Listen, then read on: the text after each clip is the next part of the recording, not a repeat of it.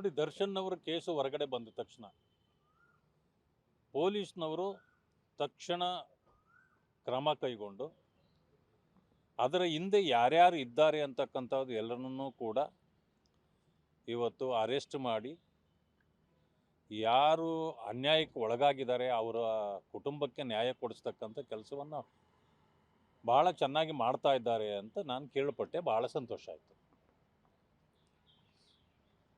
ಅದಾದ ತಕ್ಷಣವೇ ಆ ಪ್ರಾಂತ್ಯದಲ್ಲಿ 144 ಸೆಕ್ಷನ್ ಆಗ್ತಕ್ಕಂಥದ್ದು, ಪೊಲೀಸ್ ಠಾಣೆಗೆ ಹೋದರೆ ಬೇರೆಯವರು ಯಾರು ಕೇಸೇ ತಗೊಳ್ಳದೇ ಇರತಕ್ಕಂಥದ್ದು, ಮತ್ತು ಪತ್ರಕರ್ತರು ಅಥವಾ ಟಿ ವಿ ಮಾಧ್ಯಮಗಳು ಬಂದರೆ ಅವರನ್ನು ಅಲ್ಲಿಂದ ಎತ್ತಂಗಡಿ ಮಾಡಿಸ್ತಕ್ಕಂಥದ್ದು, ಇದೆಲ್ಲ ಸರಿಯಾದ ಕ್ರಮ ಅಲ್ಲ. ಯಾಕೆ ಅಂತಂತಂದರೆ, ಯಾರೇ ಇವತ್ತೊಂದು ದಿವಸ ತನಗೆ ತೊಂದರೆ ಆದಾಗ ಪೊಲೀಸ್ ಸ್ಟೇಷನ್ಗೆ ಹೋಗ್ತಕ್ಕಂಥದ್ದು ಸಹಜ. ಅವರಲ್ಲಿ ಅಲ್ಲದೆ ಇನ್ಯಾರಲ್ಲಿ ನ್ಯಾಯ ಕೇಳಲಿಕ್ಕೆ ಸಾಧ್ಯ? ಆ ಕಾರಣದಿಂದ ಯಾರೇ ಬಂದರೂ ಮೊದಲು ಕೇಸನ್ನು ಪಡೆಯಬೇಕು. ಸರ್ಕಾರ ಇದರ ಸೂಕ್ತ ಜವಾಬ್ದಾರಿಯನ್ನು ಅವರು ವಹಿಸಬೇಕು. ಇದರಲ್ಲಿ ಸತ್ಯಾಸತ್ಯತೆಗಳು ಹೊರಬರಬೇಕೇ ಹೊರತು ಅದನ್ನು ಬಿಟ್ಟು ಮುಚ್ಚಿಡ್ತಕ್ಕಂಥ ಯಾವುದೇ ಕೆಲಸ ಮಾಡಬಾರ್ದು. ಯಾರೇ ತಪ್ಪು ಮಾಡಿದರೂ ನ್ಯಾಯಾಲಯ ಇದೆ, ಆ ನ್ಯಾಯ ಅದನ್ನು ನೋಡ್ಕೊಳ್ತದೆ. ಅದನ್ನು ಬಿಟ್ಟು ನೀವು ಪತ್ರಕರ್ತರನ್ನು ತಡೆದಿಟ್ಟು ಇದನ್ನು ಮುಚ್ಚಿಡ್ಲಿಕ್ಕೆ ಸಾಧ್ಯ ಇದೆಯಾ?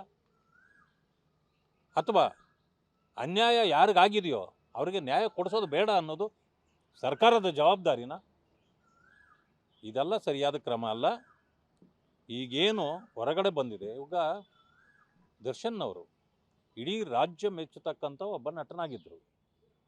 ನಾವೆಲ್ಲರೂ ಕೂಡ ಅದನ್ನು ಒಪ್ತೇವೆ, ಅವರನ್ನು ಗೌರವಿಸ್ತೇವೆ. ಆದರೆ ತಪ್ಪು ಮಾಡಿದಾಗ ಎಲ್ಲರೂ ಒಂದೇ.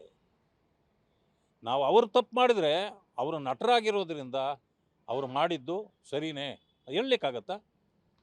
ಇವತ್ತು ಸೋಷಿಯಲ್ ಮೀಡಿಯಾ ಕಾಲ ಇದು. ಈಗ ತಮ್ಮ ಚಾನಲ್ಗಳು ಕೂಡ ಬಹಳ ಆಕ್ಟಿವ್ ಆಗಿವೆ. ಸೋಷಿಯಲ್ ಮೀಡಿಯಾ ನಿಮ್ಮನ್ನು ಮೀರಿಸ್ತಕ್ಕಂಥ ಆಕ್ಟಿವ್ ಆಗಿವೆ. ಯಾರೋ ಎಲ್ಲೋ ಕುಳಿತು ಒಂದು ಇದನ್ನು ಮೆಸೇಜನ್ನು ಹರಿಬಿಟ್ರೆ ಇಡೀ ದೇಶ ನೋಡ್ತಕ್ಕಂಥ ಸಂದರ್ಭ. ಇದಕ್ಕೆ ಕಾನೂನು ಕೂಡ ಅದನ್ನು ಎಲ್ಲಿ ತಹಬದಿಗೆ ತರಬೇಕು, ಹದ್ಬಸ್ತಿನಲ್ಲಿಡಬೇಕು, ಅದನ್ನು ಮಾಡಬೇಕೆ ಹೊರತು ಈ ಬಂದವರು ಯಾರೇ ಆದರೆ ಅವರು ಏನೋ ಹೇಳಿಬಿಟ್ರು ಅಥವಾ ಒಂದು ವಿಷಯವನ್ನು ಹರಿಬಿಟ್ರು ಕೊಲೆ ಮಾಡ್ತಾ ಕೂತ್ಕೊಳ್ಳೋಕ್ಕಾಗತ್ತಾ? ಇದಕ್ಕೆಲ್ಲನೂ ಇದು ಜವಾಬ್ದಾರಿಯನ್ನು ಸರ್ಕಾರ ಹೊರಬೇಕು. ಪತ್ರಕರ್ತರ ಮೇಲೆ ಆಗಲಿ, ಟಿ ವಿ ಮಾಧ್ಯಮದ ಮೇಲೆ ಆಗಲಿ, ಸಾಮಾನ್ಯ ಜನರ ಮೇಲೆ ನೀವು ಗದಾಪ್ರಹಾರ ಮಾಡ್ತಕ್ಕಂಥದ್ದು ಇದು ತಪ್ಪು.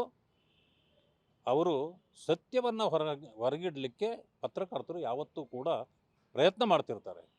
ಅವರ ಮೇಲೆಲ್ಲ ಈ ರೀತಿ ಮಾಡ್ತಕ್ಕಂಥದ್ದು ಸರಿಯಾದ ಕ್ರಮ ಅಲ್ಲ. ಮಾನ್ಯ ಮುಖ್ಯಮಂತ್ರಿಗಳಲ್ಲಿ ನಾನು ಮನವಿ ಮಾಡ್ತೇನೆ, ದಯವಿಟ್ಟು ಇದರ ವಿಚಾರವನ್ನು ತಾವು ಕೈಗೆತ್ತಿಕೊಂಡು ಯಾರಿಗೆ ಅನ್ಯಾಯ ಆಗಿದೆ ಅವ್ರಿಗೆ ನ್ಯಾಯ ಕೊಡಿಸ್ಬೇಕು. ಮತ್ತು ಪತ್ರಕರ್ತರು ಅವರನ್ನೆಲ್ಲರನ್ನೂ ತಡೆಯೋದು ಅದನ್ನೆಲ್ಲ ಮಾಡಬಾರ್ದು ಅಂಥೇಳಿ ಅವ್ರನ್ನ ಮನವಿ ಮಾಡ್ತೇವೆ. ಇದು ಒಂದು ಸಮಯ ಇದು ಕೆಟ್ಟ ರೀತಿಯಲ್ಲಿ ಹೋದರೆ ಕೆಟ್ಟ ಪರಿಣಾಮಗಳೇ ಬರ್ತದೆ. ನೀವು ಒಳ್ಳೆ ರೀತಿಯಲ್ಲಿ ನಡ್ಕೊಂಡ್ರೆ ಒಳ್ಳೆ ಪರಿಣಾಮಗಳು ಬರ್ತದೆ. ಪತ್ರಕರ್ತರು ಬಂದು ನಿಮ್ಮನ್ನೇನು ದರೋಡೆ ಮಾಡೋಕ್ಕೆ ಬರೋದಿಲ್ಲ, ಅಥವಾ ಅಲ್ಲಿ ಇರ್ತಕ್ಕಂಥ ಇದನ್ನು ಮುಚ್ಚಾಕ್ಲಿಕ್ಕಲ್ಲ ಅವ್ರು ಬರೋದು, ಸತ್ಯಾಸತ್ಯತೆಗಳನ್ನು ಹೊರಗಿಡಲಿಕ್ಕೆ ಬರ್ತಾರೆ. ಅಷ್ಟಕ್ಕೆ ನಾನು ಇವತ್ತು ಇಷ್ಟಕ್ಕೆ ರಿಯಾಕ್ಟ್ ಮಾಡ್ತೇನೆ.